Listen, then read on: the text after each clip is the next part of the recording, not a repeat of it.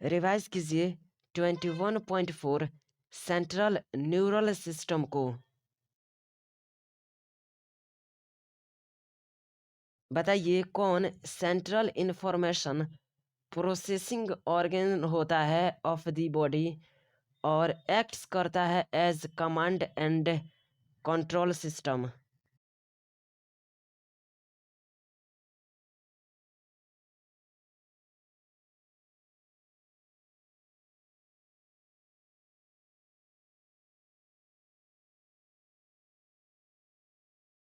जी हाँ, brain central information processing organ होता है ऑफ आवर बॉडी और एक्ट्स करता है as the command and control system.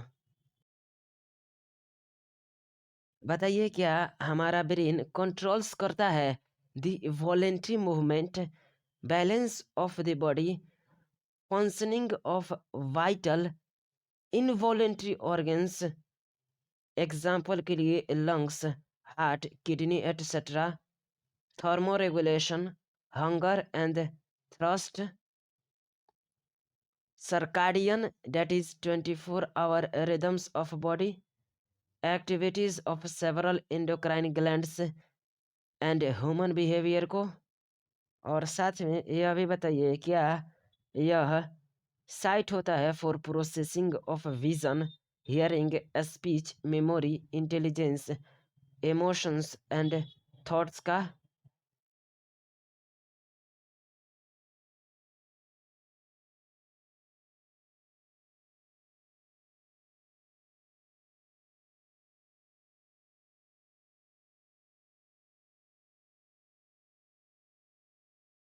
जी हाँ, हमारा ब्रेन कंट्रोल्स करता है द वॉलेंट्री मूवमेंट्स को, बॉडी के बैलेंस को, functioning of vital involuntary organs, example के लिए लंग्स, हार्ट, किडनी एटसेट्रा को, थर्मोरेगुलेशंस, हंगर एंड थ्रस्ट को, सर्काडियन यानी कि 24 आवर रिदम ऑफ बॉडी को, activity of several endocrine glands और ह्यूमन बिहेवियर को। यह साइट्स होता है for processing of vision, hearing, speech, memory, intelligence, emotions and thoughts का।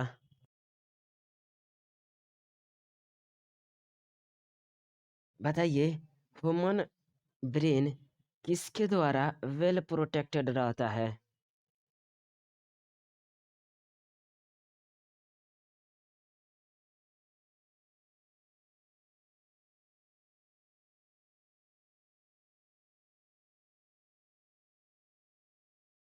जी हाँ, ह्यूमन ब्रेन वेल प्रोटेक्टेड रहता है बाय दी स्कल।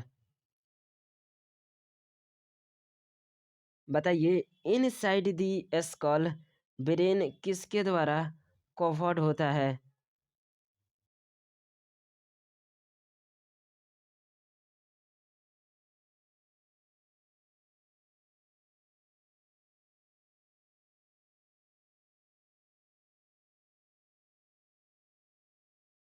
जी हाँ, inside the skull brain covered होता है बाय कैरेनियल मेनिंजेस। बताइए कैरेनियल मेनिंजेस किससे कंसिस्ट होता है।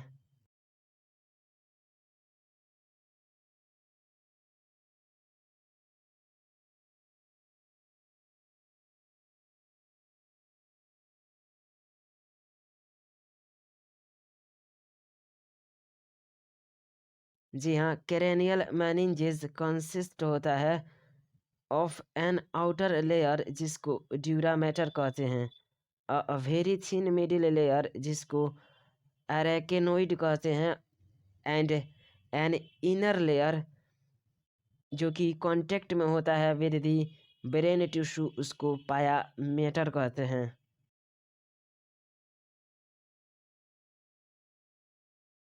ब्रेन को कितने मेजर पार्ट्स में डिवाइडेड किया जाता है, इसका नाम भी बताइए।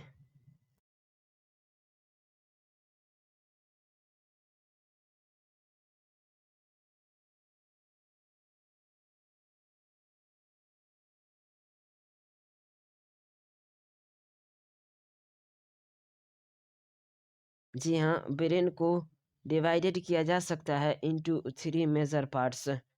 First fore brain, second mid brain and third hind brain. चलिए फिर से बताइए, क्या ब्रेन हमारे शरीर का सेंट्रल इंफॉर्मेशन प्रोसेसिंग ऑर्गन होता है? और क्या यह कमांड और कंट्रोल सिस्टम की तरह कार्य करता है?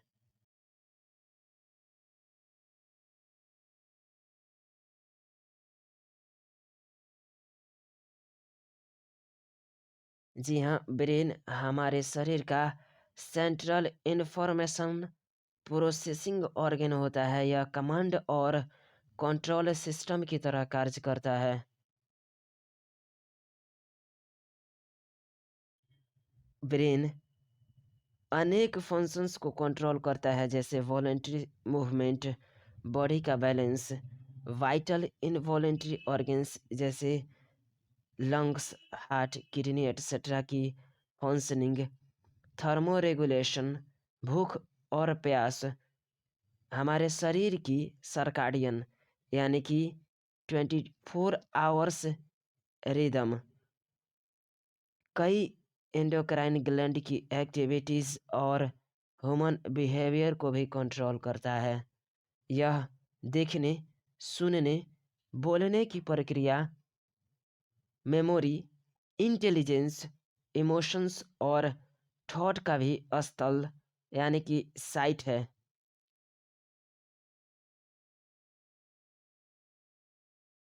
बताइए, क्या मानव का ब्रेन स्कल के द्वारा अच्छी तरह प्रोटेक्टेड रहता है?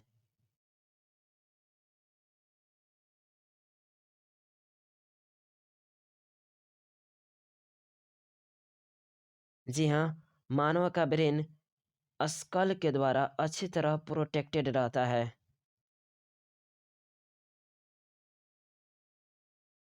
बताइए, क्या स्कल के अंदर ब्रेन क्रेनियल मेनिंजेस द्वारा ढका होता है?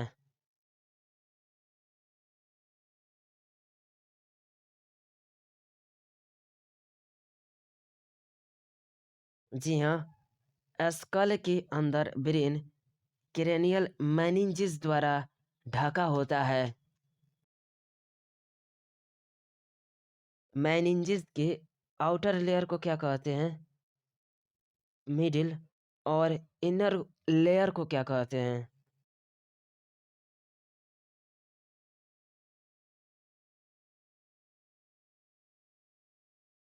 जी हाँ, मेनिंजेस के आउटर लेयर को ड्यूरामेटर, मिडिल लेयर को अरेकेनोइड और इनर लेयर को पायामेटर कहते हैं।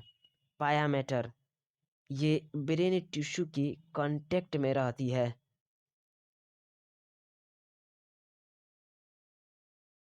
बताइए, ब्रेन को कितने मुख्य भागों में डिवाइड कर सकते हैं?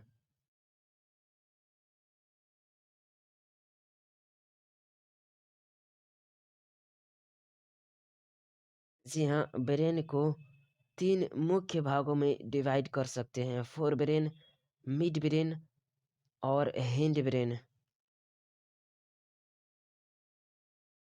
Figure 21.4 diagram showing sagittal section of the human brain का फिगर अपने नोटबुक में कम से कम 30 बार बनाइए, साथ में इसका माइंड कैप्चर भी कीजिए। बताइए, फोर ब्रेन में कौन कौन इंक्लूड है?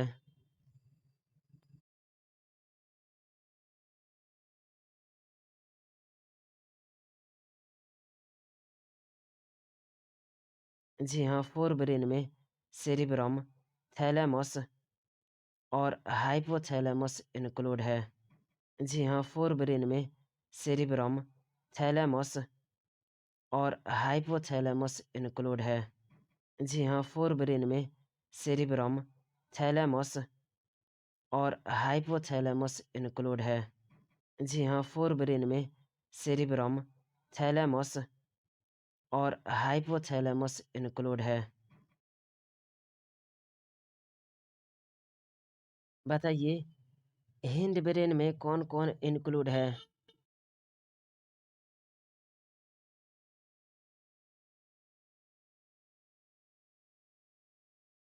जी हाँ, हिंड ब्रेन में इंक्लूड है पोन्स, सेरिबेलम, मेड्यूला।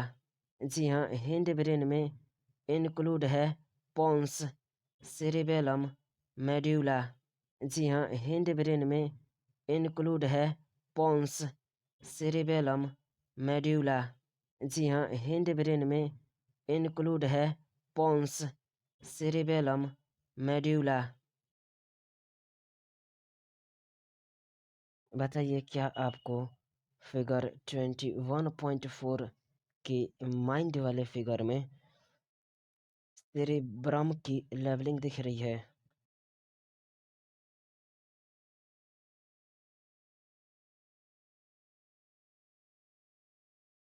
थैलेमस की,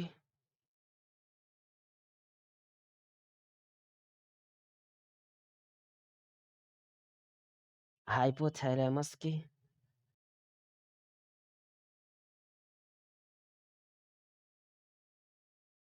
मिड ब्रेन की,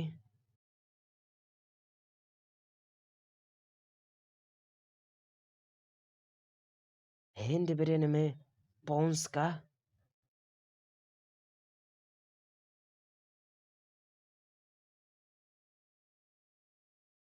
हिंड ब्रेन में सेरेबेलम का,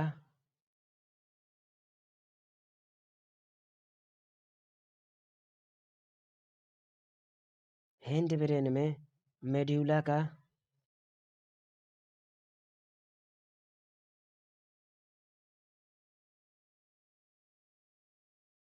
स्पाइनल कॉर्ड का,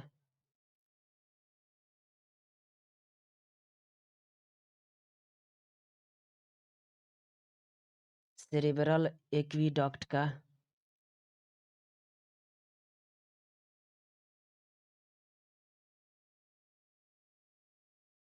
कॉर्पस कैलोसम का,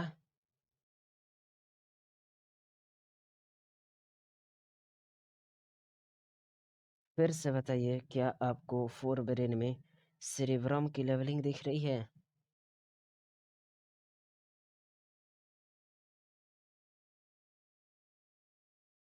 फोर ब्रेन में थैलेमस की,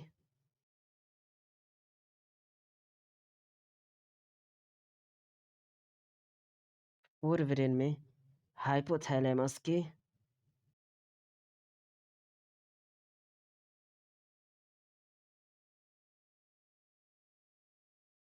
मिड ब्रेन की,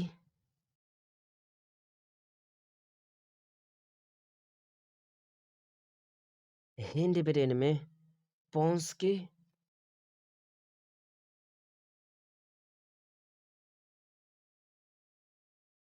हिंड ब्रेन में सेरेबेलम की,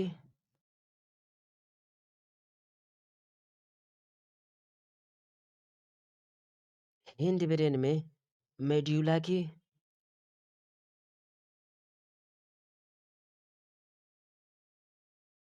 स्पाइनल कॉर्ड की,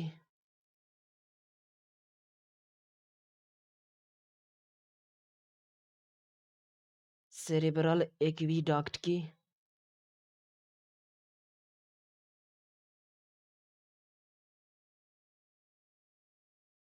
कॉर्पस कैलोसम की,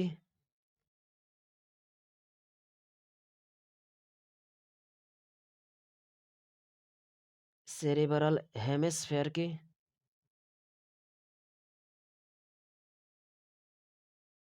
चलिए रिवाइज कीजिए 21.4.1 फोर ब्रेन को। बताइए, फोर ब्रेन किससे कंसिस्ट होता है?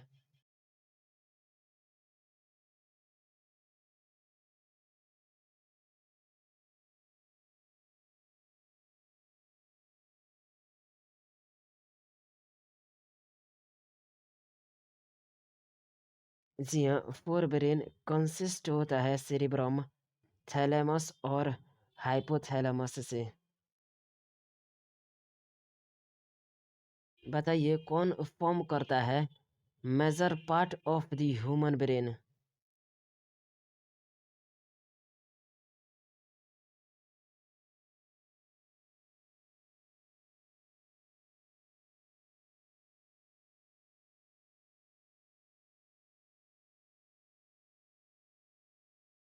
जी हाँ, सेरेब्रम फॉर्म्स करता है the major part of the human brain. Deep cleft जो कि डिवाइड्स करता है सेरेब्रम को लॉन्गिट्यूडिनली इनटू टू हाफ्स, उसको क्या टर्म्ड किया जाता है?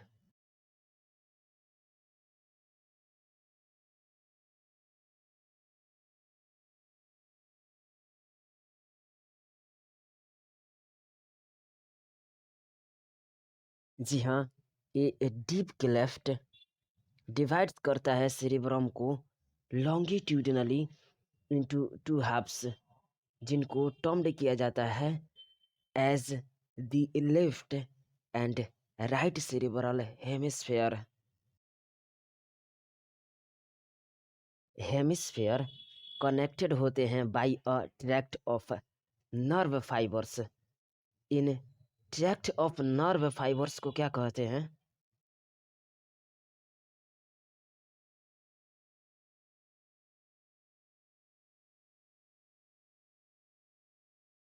जी हाँ, हेमिस्फेयर कनेक्टेड होते हैं by a tract of nerve fibres से।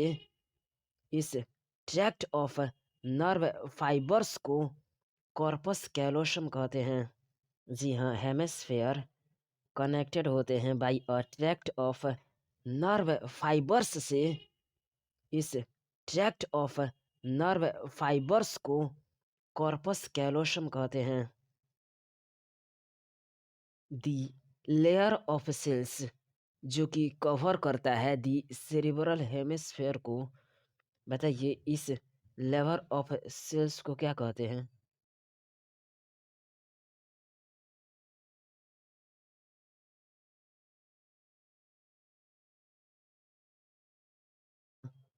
दी लेयर ऑफ सेल्स जो कि कवर्स करता है दी सेरिब्रल हेमिस्फेयर को, इसको सेरिब्रल कॉर्टेक्स कहते हैं।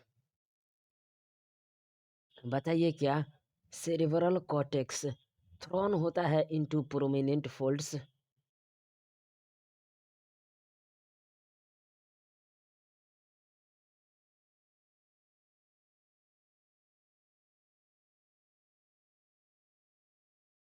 जी हाँ, सेरिब्रल कॉर्टेक्स थ्रोन होता है इनटू प्रोमिनेंट फोल्ड्स।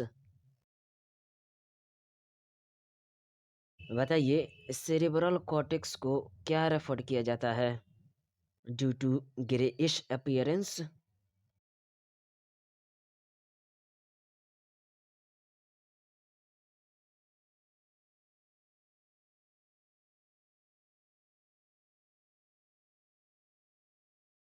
जी हाँ, सेरेब्रल कॉर्टेक्स को रेफर किया जाता है to as the grey matter due to its greyish appearance.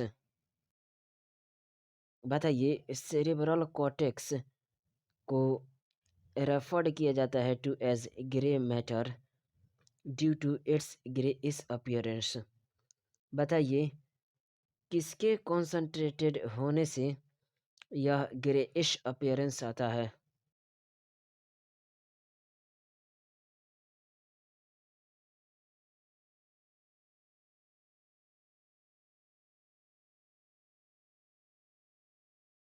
जी हाँ, सेरेब्रल कॉर्टेक्स को रेफर किया जाता है to as the grey matter due to its greyish appearance. Neuron cell bodies concentrated होते हैं यहाँ पर और गिव करते हैं ग्रेइश अपीयरेंस को। बताइए सेरेब्रल कॉर्टेक्स क्या क्या कंटेंस करता है?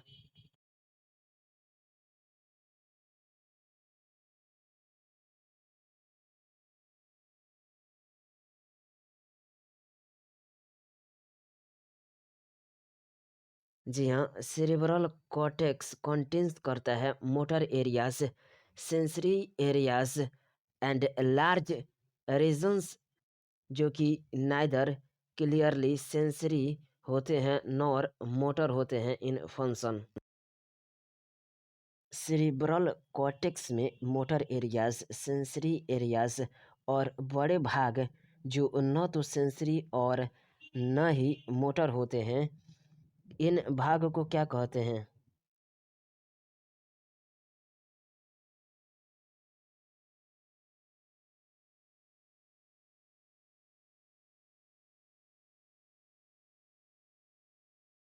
जी हाँ, सेरेब्रल कॉर्टेक्स में मोटर एरियाज, सेंसरी एरियाज और बड़े भाग जो न तो सेंसरी और न ही मोटर होते हैं, ये भाग एसोसिएशन एरियाज कहलाते हैं।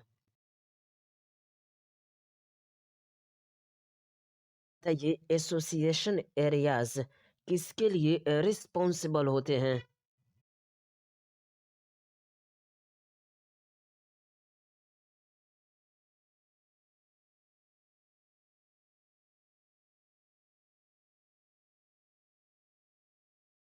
जी हाँ, एसोसिएशन एरियाज रिस्पॉन्सिबल होते हैं for complex functions like intersensory association, memory and communication. Association areas complex functions जैसे इंटरसेंसरी एसोसिएशन, मेमोरी, कम्युनिकेशन आदि के लिए रिस्पॉन्सिबल होते हैं। इन ट्रैक्ट्स के फाइबर्स माइलिन शीथ से कवर्ड रहते हैं, जो किसका इनर पार्ट बनाते हैं?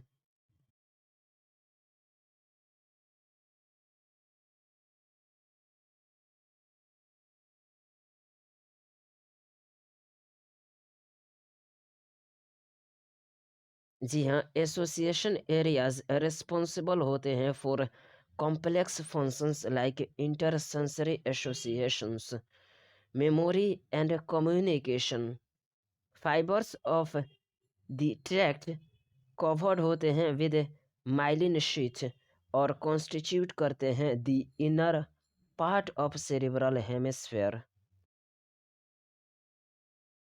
बताइए, यह फाइबर्स इस लेयर को क्या ओपेक यानी कि सफ़ेद रूप प्रदान करते हैं, इसलिए इन्हें वाइट मैटर कहते हैं।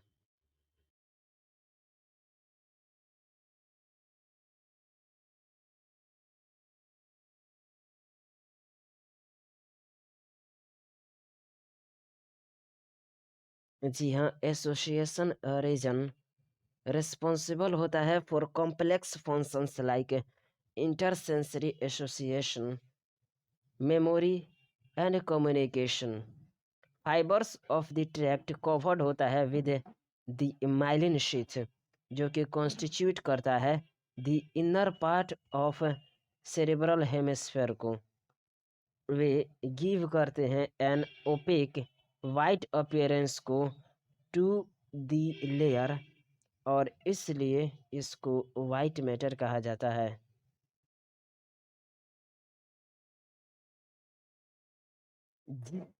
स्ट्रक्चर के अराउंड सेरिब्रम रैप्स रहता है, उसको क्या कहते हैं?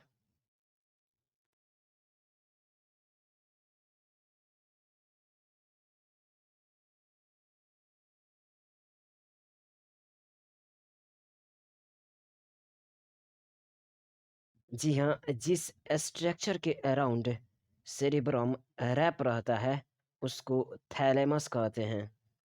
थैलेमस किसका मेजर सेंटर होता है?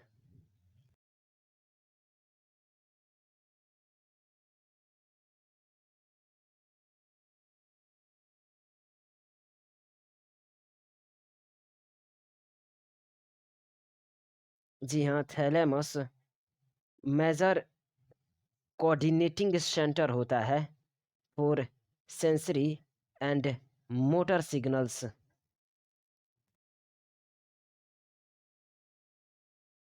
Another very important part of the brain का नाम बताइए, जो कि लाइज करता है at the base of thalamus.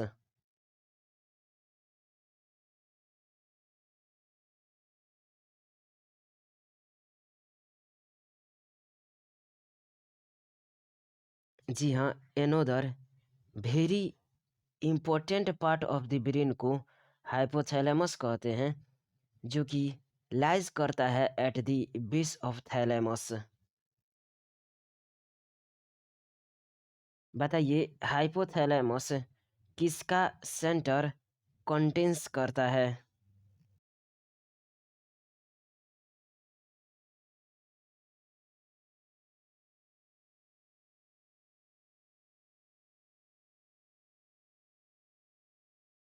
जी हाँ, हाइपोथैलेमस कंटेन्स करता है ए नंबर ऑफ सेंटर्स को which control body temperature, urge for eating and drinking को। हाइपोथैलेमस कंटेन्स करता है ए नंबर ऑफ सेंटर्स को जो कि कंट्रोल करता है body temperature, urge for eating and drinking को। यह और क्या कंटेन्स करता है?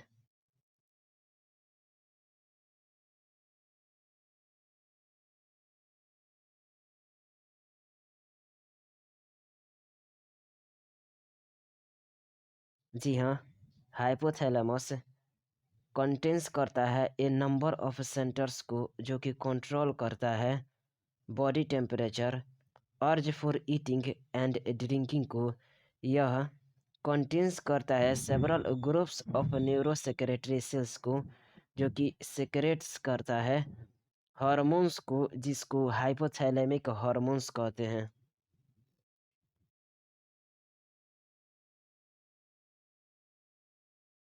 लिम्बिक लोब या फिर लिम्बिक सिस्टम किसको कहा जाता है?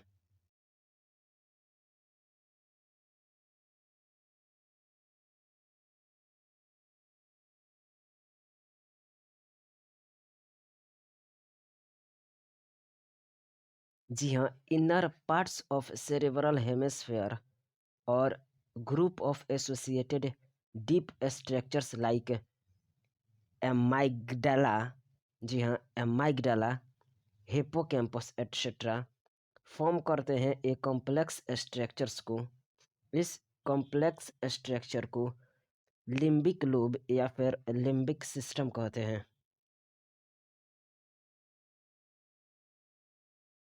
लिम्बिक सिस्टम हाइपोथैलेमस के साथ मिलकर किसके रेगुलेशन में इन्वॉल्व्ड होता है?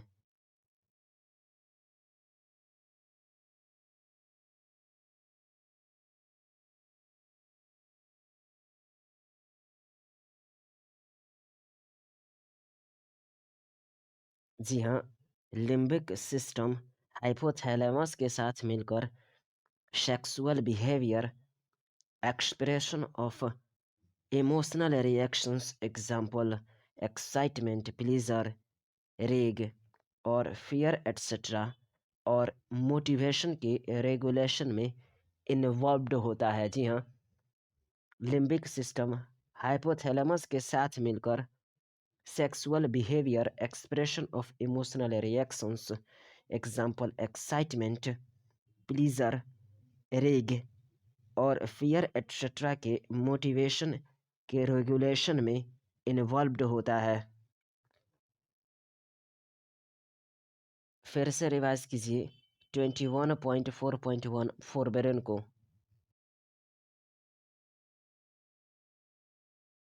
बताइए, क्या फोरबेरन सेरिब्रम, थैलेमस और हाइपोथैलेमस का बना होता है?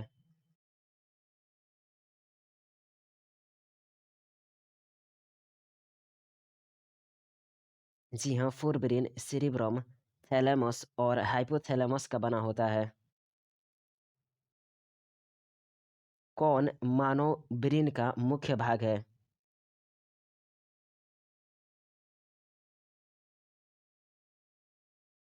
जी हाँ, सेरिब्रम मानव ब्रेन का मुख्य भाग है। एक डीप लॉन्गिट्यूडिनल क्लेफ्ट सेरिब्रम को दो भागों यानी कि लेफ्ट और राइट सेरिब्रल हेमिस्फेयर में डिवाइड करती है। ये हेमिस्फेयर नर्व फाइबर की ट्रैक्ट से जुड़ी होती है, जिसे क्या कहते हैं?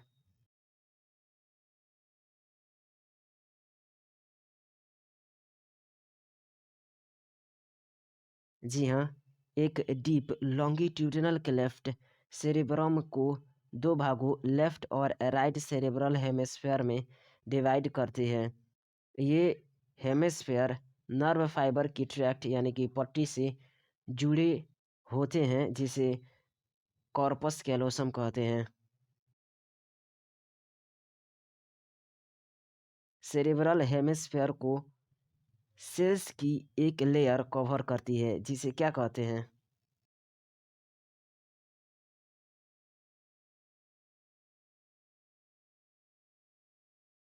जी हाँ, सेरेब्रल हेमिस्फेयर को सेल्स की एक लेयर कवर करती है जिसे सेरेब्रल कॉर्टेक्स कहते हैं और इसमें प्रोमिनेंट फोल्ड्स पाए जाते हैं। सेरेब्रल कॉर्टेक्स को ग्रे मैटर क्यों कहा जाता है?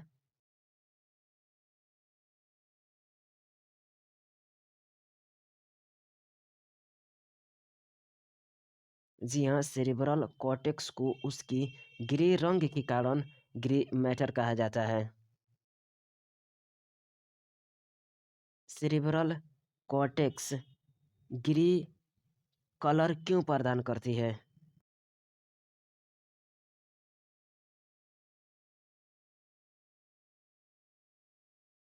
जी हाँ, सेरेब्रल कॉर्टेक्स में न्यूरॉन की सेल बॉडीज जी हाँ, सेरेब्रल कॉर्टेक्स में न्यूरॉन्स की सेल बॉडीज कॉन्सेंट्रेट होकर इसे ग्रे कलर प्रदान करती है।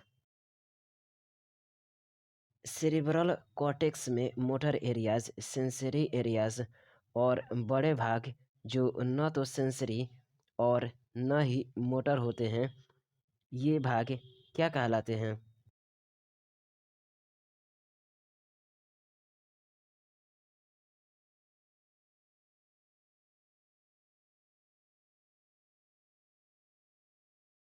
जी हाँ, सेरेब्रल कॉर्टेक्स में मोटर एरियाज, सेंसरी एरियाज और बड़े भाग जो न तो सेंसरी और न ही मोटर होते हैं, ये एसोसिएशन एरियाज कहलाते हैं। बताइए एसोसिएशन एरियाज क्या करते हैं?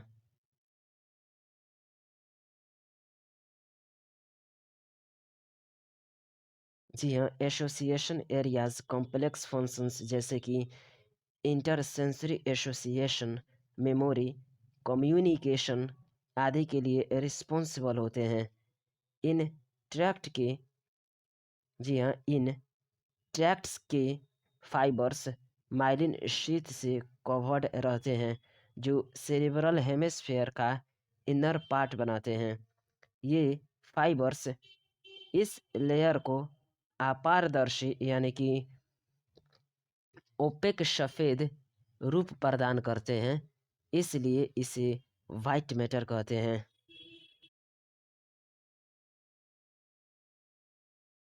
बताइए कौन थैलेमस के चारों ओर लिपटा रहता है?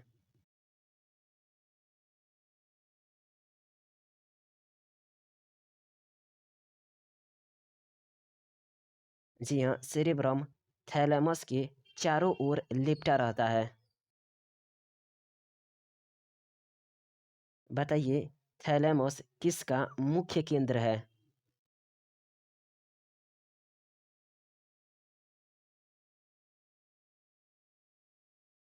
जी हाँ, थैलेमस सेंसरी और मोटर सिग्नल्स के कोऑर्डिनेशन का मुख्य केंद्र है। थैलेमस के बेस पर स्थित ब्रेन का दूसरा महत्वपूर्ण भाग कौन होता है?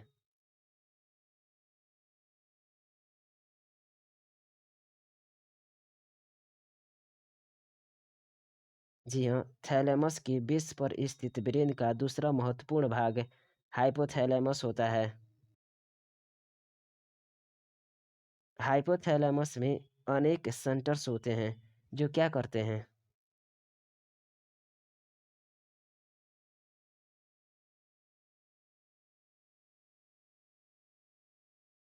जी हाँ, हाइपोथैलेमस में अनेक सेंटर होते हैं जो बॉडी के टेम्परेचर, भूख और प्यास की इच्छा को कंट्रोल करते हैं।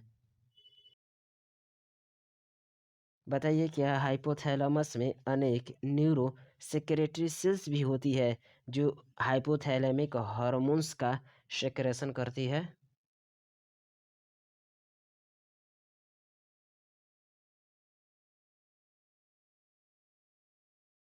जी हाँ, हाइपोथैलेमस में अनेक न्यूरो सेक्रेटरी सेल्स भी होती है जो हाइपोथैलेमिक हार्मोन्स का सेक्रेशन करती है। बताइए लिम्बिक लोब या फिर लिम्बिक सिस्टम किसको बोलते हैं?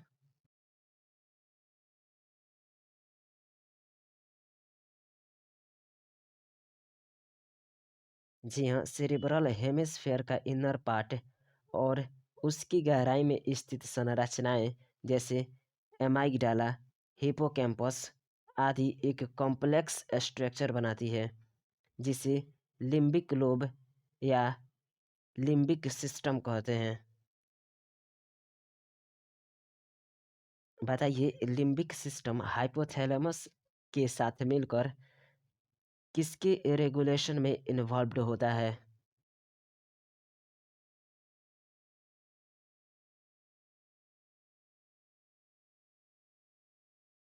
जी हाँ, लिम्बिक सिस्टम हाइपोथैलेमस के साथ मिलकर sexual behaviour, expression of emotional reactions example के लिए एक्साइटमेंट, प्लीजर, रेग और फियर एटसेट्रा और मोटिवेशन के रेगुलेशन में इन्वॉल्व्ड होता है।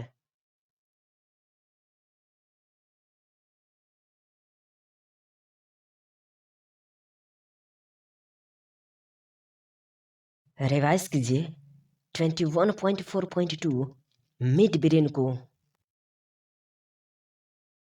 बताइए मिड ब्रेन कहाँ लोकेटेड होता है?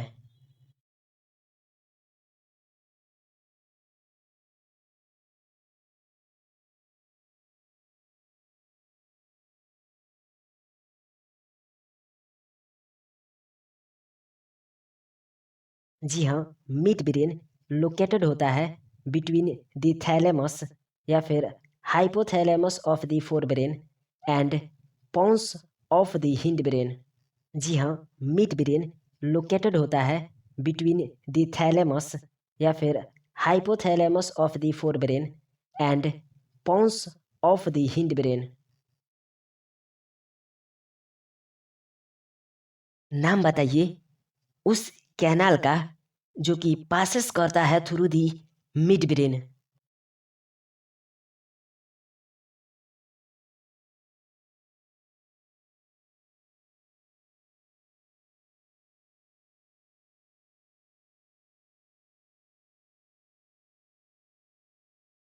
जी हाँ, एक कैनाल जिसको सेरिब्रल एक्विडक्ट कहते हैं वो पासेस करता है थ्रू दी मिड ब्रेन।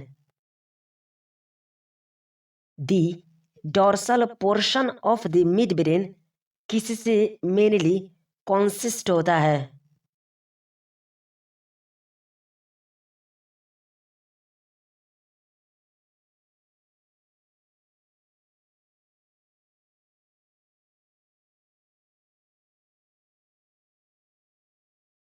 जी हाँ, the portion of the midbrain consist होता है mainly of four round swelling से, डेट इज लोब्स से, जिनको कॉर्पोरा क्वाड्रिजेमिना कहते हैं। चलिए फिर से रिवाइज कीजिए मिड ब्रेन को। बताइए मिड ब्रेन कहाँ स्थित होता है?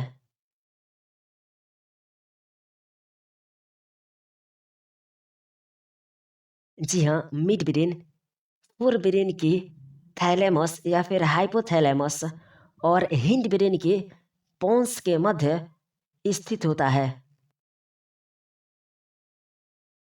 सेरिब्रल एक्विडक्ट किसको कहते हैं?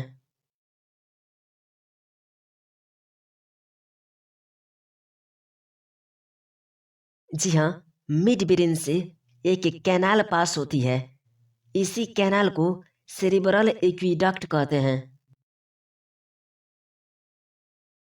बताइए कॉर्पोरा क्वाड्रिजेमिना किसको कहते हैं?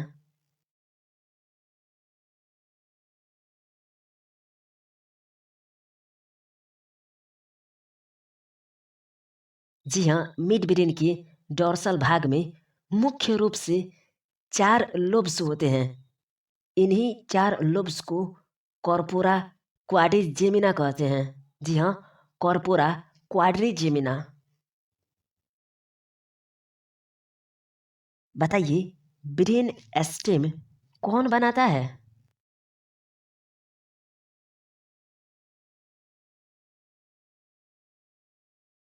जी हाँ, मिड ब्रेन और हिंड ब्रेन ब्रेन स्टेम बनाता है। रिवाइज कीजिए 21.4.3 हिंड ब्रेन को। बताइए, हिंड ब्रेन किससे कंप्राइजेस होता है?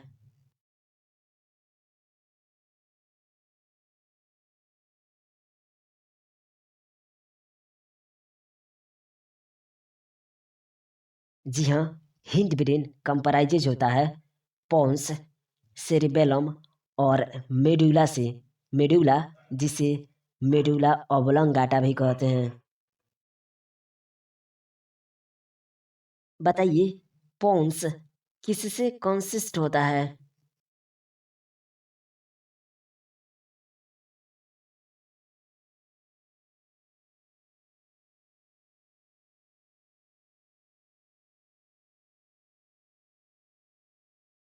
जी हाँ, पोन्स कंसिस्ट होता है फाइबर ट्रैक्ट्स से, जो कि इंटरकनेक्ट्स करता है different regions of the brain को। बताइए, किसके पास वेरी कन्वोल्यूटेड सरफेस होता है in order to provide the additional space for many more neurons?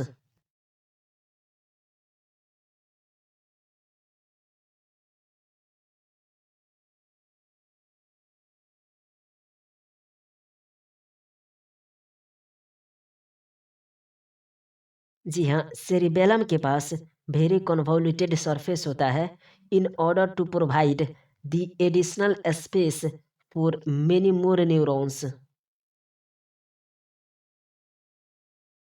बताइए, ब्रेन का कौन कनेक्टेड होता है टू द स्पाइनल कॉर्ड?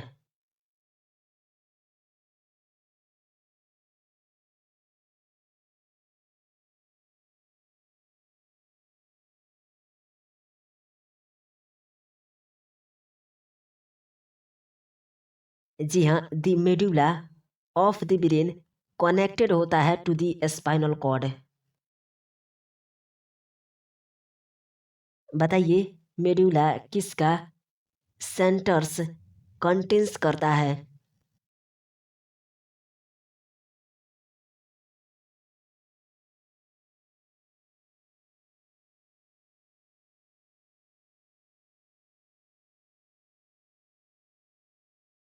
जी हाँ, मेडुला कंटेंस करता है उन सेंटर्स को जो कि कंट्रोल करते हैं respiration, cardiovascular reflexes and gastric secretions को।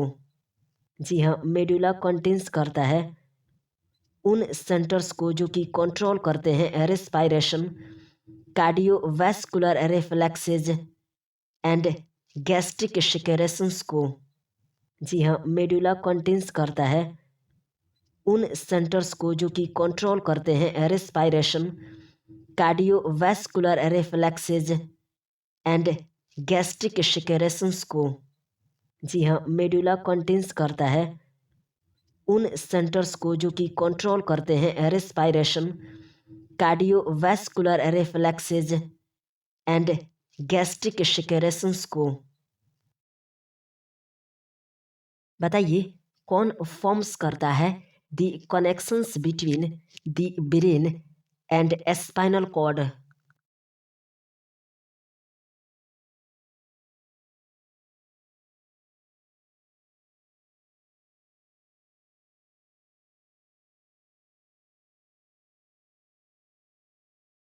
जी हाँ, ब्रेन स्टेम फॉर्म्स करता है the connections between the brain and spinal cord.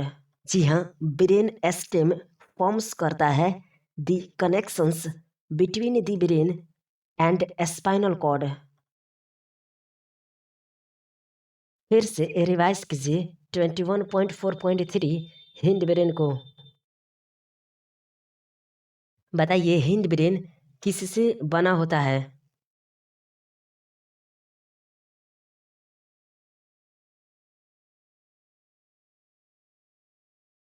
जी हाँ, हिंड ब्रेन पोन्स, सेरिबेलम और मेड्यूला से यानी कि मेड्यूला ऑब्लंगाटा से बना होता है।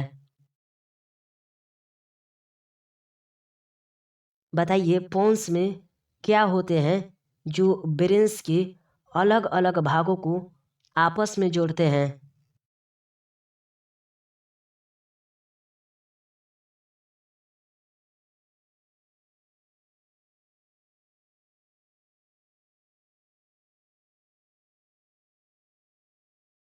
जी हाँ, पोन्स में फाइबर जैसे ट्रैक्ट होते हैं जो ब्रेन के अलग अलग भागों को आपस में जोड़ते हैं।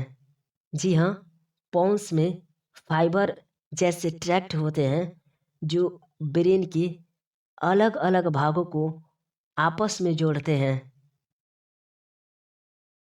बताइए सेरिबेलम की सतह क्या होती है जो न्यूरॉन्स को एडिशनल स्पेस प्रदान करती है?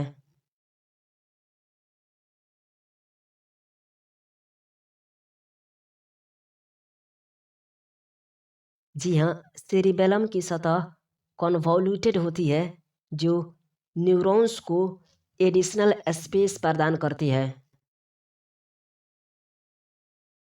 बताइए ब्रेन का क्या स्पाइनल कॉर्ड से जुड़ा रहता है?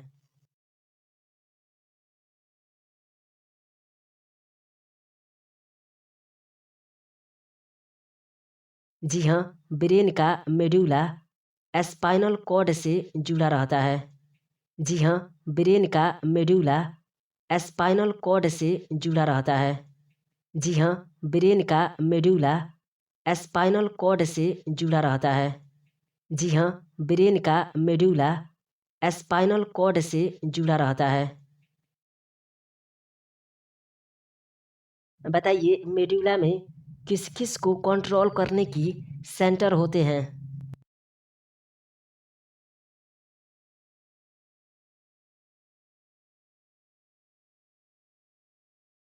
जी हाँ, मेडुला में रेस्पिरेशन, कार्डियोवास्कुलर रिफ्लेक्सेस और गैस्ट्रिक सेक्रेशंस को कंट्रोल करने के सेंटर्स होते हैं।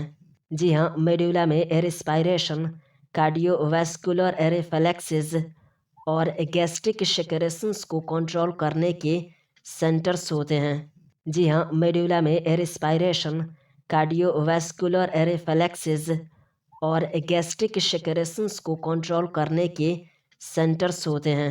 जी हाँ, मेडुला में रेस्पिरेशन, कार्डियोवास्कुलर रिफ्लेक्सेस और गैस्ट्रिक सेक्रेशंस को कंट्रोल करने के सेंटर्स होते हैं।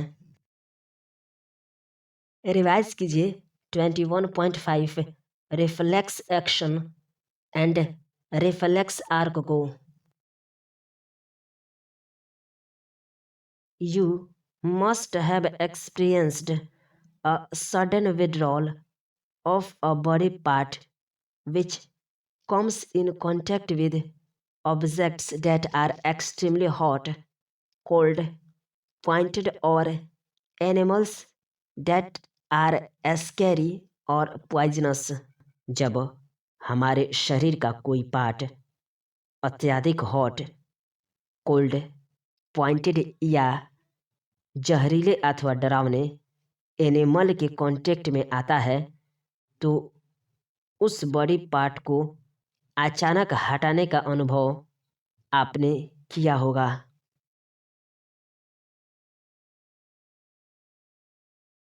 बताइए रिफ्लेक्स एक्शन किसको कहते हैं?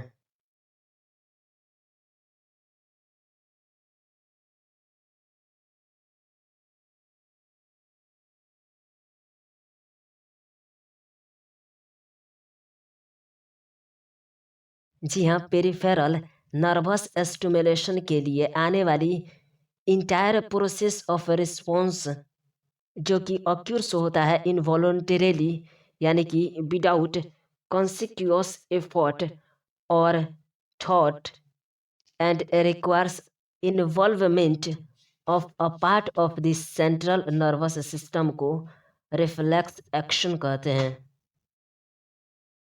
जी हाँ, पेरिफेरल नर्वस सिस्टम के स्टिमुलेशन के लिए इंटायर प्रोसेस ऑफ रिस्पॉन्स जो कि अक्यूर होता है इनवॉलंटरीली, यानी कि विदाउट कॉन्शियस एफर्ट और thought, and requires the involvement of a part of the central nervous system को रिफ्लेक्स एक्शन कहते हैं।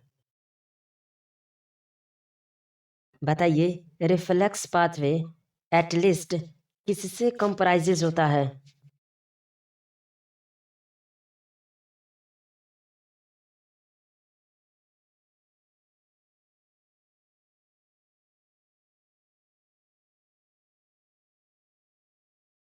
जी हाँ, रिफ्लेक्स पाथवे कंप्राइजेज होता है एटलीस्ट वन एफरेंट न्यूरॉन यानी कि रिसेप्टर एंड वन इफरेंट यानी कि इफेक्टर और एक्साइटर न्यूरॉन से appropriately arranged in a series. Mind capture किसे figure 21.5 diagrammatic representation of reflex action showing knee jerk reflex को। चलिए इस फिगर को अपने नोटबुक में कम से कम 30 बार बनाइए। बताइए, एफरेंट न्यूरॉन कहाँ से सिग्नल रिसीव करता है?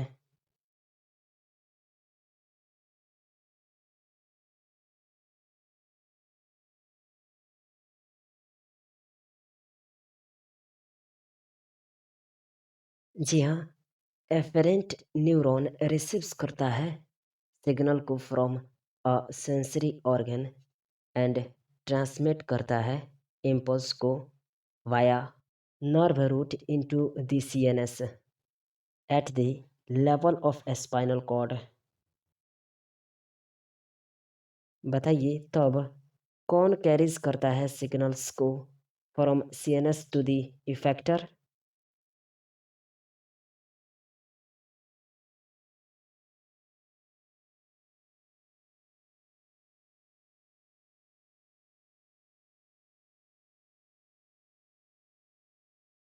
जी हाँ, इफरेंट न्यूरॉन देन कैरीज करता है सिग्नल्स को from CNS to the effector. बताइए, कौन फॉर्म्स करता है a reflex arc?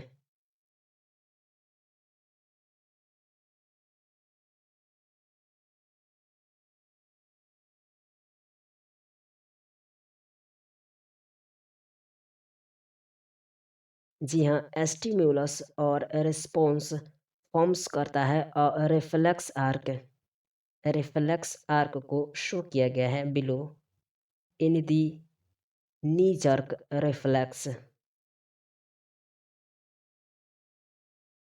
You should carefully study figure 21.5 to understand the mechanism of a knee-jerk reflex। फिर से रिवाइज कीजिए reflex action and reflex arc को। जब हमारे शरीर का कोई पार्ट अत्यधिक हॉट, कोल्ड, पॉइंटेड या जहरीला अथवा डरावने यानी कि स्कैरी एनिमल की कांटेक्ट में आता है तो उस बॉडी पार्ट को अचानक हटाने का अनुभव आपने किया होगा। बताइए, रिफ्लेक्स एक्शन किसको कहते हैं?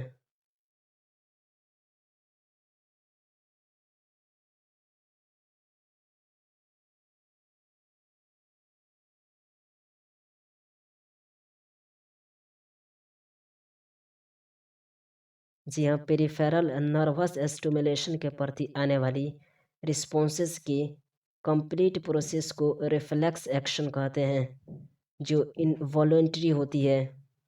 इसमें सीएनएस का इन्वॉल्वमेंट होता है लेकिन कॉन्शियस एफर्ट अथवा थॉट की आवश्यकता नहीं होती है।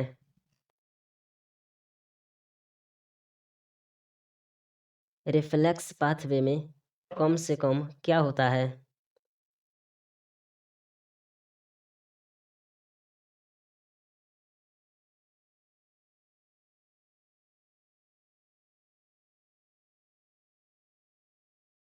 जी हाँ, रिफ्लेक्स पाथवे में कम से कम एक एफरेंट न्यूरॉन यानी कि रिसेप्टर और एक इफरेंट न्यूरॉन यानी कि इफेक्टर या एक्साइटर होता है, जो एक निश्चित क्रम में लगे होते हैं।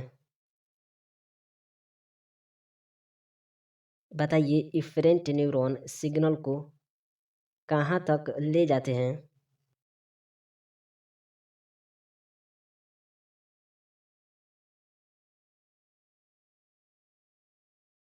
जी हाँ, इफरेंट न्यूरॉन सिग्नल को सीएनएस से इफेक्टर तक ले जाते हैं। इस प्रकार स्टिमुलस और रिस्पॉन्स मिलकर रिफ्लेक्स आर्क बनाते हैं। बताइए, रिफ्लेक्स आर्क कौन बनाते हैं?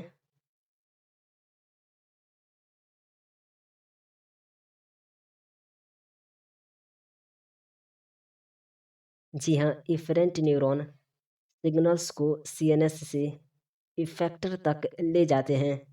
इस प्रकार स्टिमुलस और रिस्पॉन्स मिलकर रिफ्लेक्स आर्क बनाते हैं।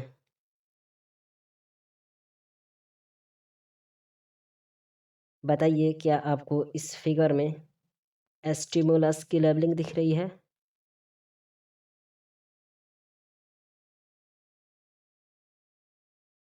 मसल स्पिंडल यानी कि रिसेप्टर की,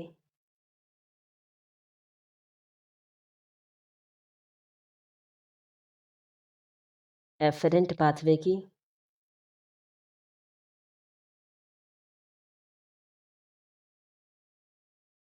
डोर्सल रूट गैंग्लियन की,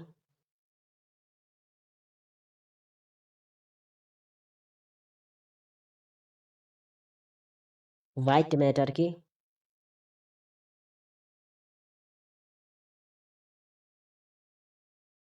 ग्रे मैटर की,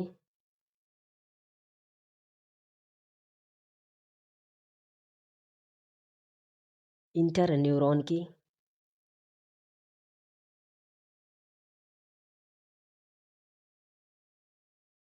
मोटर न्यूरॉन की,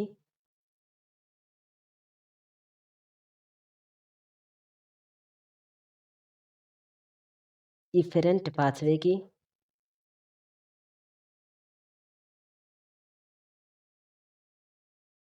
मोटर इंडप्लेट यानी कि इफेक्टर की,